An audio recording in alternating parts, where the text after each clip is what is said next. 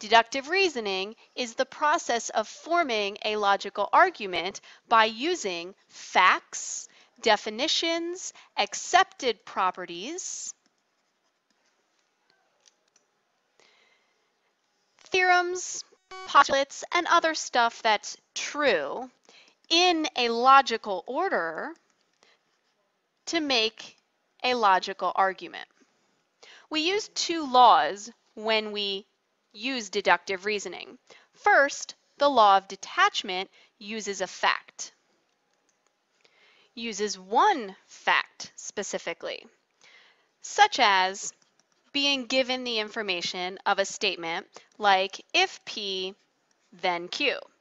Let's assume that P is true.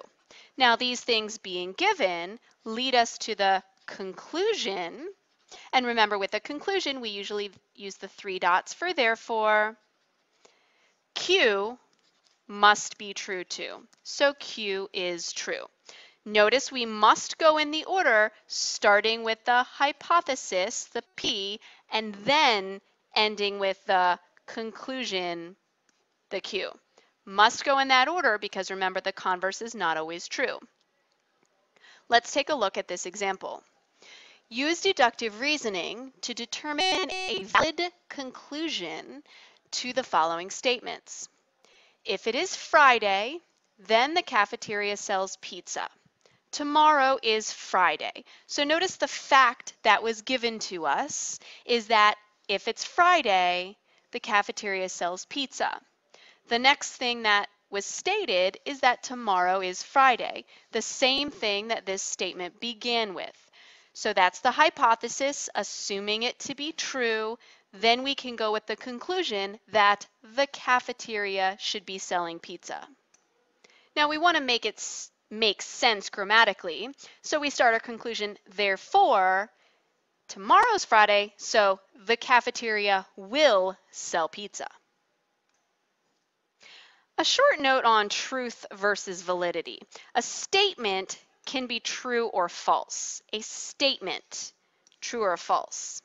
An argument, that's like this whole paragraph up here, consists of statements, see, statement, statement, statement, that are true or false. An argument is valid if the conclusion follows logically from the given hypothesis, meaning if it's Friday, then the cafeteria sells pizza. Maybe that's true at Parkview, maybe not. It doesn't have to be true to make this a valid argument. Assuming that there's a truth in if it's Friday, then the cafeteria sells pizza, and that tomorrow might be Friday, we can logically conclude that the cafeteria should sell pizza. That depends on what we said at the beginning being true. Then our argument is valid.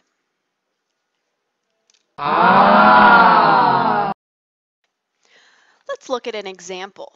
Determine whether the argument is valid or invalid. Explain your reasoning. If I walk in the rain, then I get wet. Now remember, this statement doesn't have to be true or false for the argument to be valid. We want to see the way that the argument is constructed. I got wet. Therefore, I walked in the rain. So notice how the argument began. If I walk in the rain, then I get wet. The argument began with walking in the rain. We need to assume that that part happens. Then the result will be we get wet. Well, I got wet. That's not starting with the beginning of the argument, I walk in the rain. It might be easier to look at this using symbolic notation. Let's call I walk in the rain P and I get wet Q. And it goes like this, P arrow Q. I got wet. What part is that, the P or the Q? It's the Q. Well, if we're beginning with Q, that's the end. Therefore, I walked in the rain. That is the statement P. Well, what is the way that it's going? Starting at Q and ending at P. That is using the converse. Going from Q to P switched the order of the original statement. The converse, remember, is not necessarily true.